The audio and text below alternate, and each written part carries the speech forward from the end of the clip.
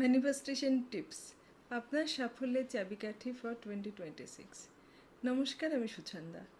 আজ একটা খুব ইন্টারেস্টিং আলোচনা করি, চলুন। ম্যানিফেস্টেশন প্র্যাকটিসের জন্য আপনি 21 দিন, 33 দিন বা 45 ডেজের মতন যে কোনো একটা সময় বেছে নিতে পারেন। Choice is yours. লিখতে হবে খুব শর্ট এবং ক্লিয়ার একটা পজিটিভ স্টেটমেন্ট, যাতে কোনো নেগেটিভ কথা না থাকে। আর যেটা আপনি চান সেটা সেই স্টেটমেন্টেই সকালে 3 বার, দুপুরে 6 বার আর রাতে ঘুমানোর আগে 9 বার লিখুন। লিখতে লিখতে সেটা ভিজুয়ালাইজ করুন, অনুভব করুন সেটা সত্যি হচ্ছে। আর সেই পরিস্থিতি এলে আপনার অনুভূতি কেমন হবে সেটাই ভাবুন। এটাই হচ্ছে 369 ম্যানিফেস্টেশন রুল। যখন আপনি মন থেকে একাগ্র হয়ে সেটা করবেন, তখন সবশেষে সেটাকে স্যারেন্ডার করুন বিশ্বব্রহ্মাণ্ডের কাছে।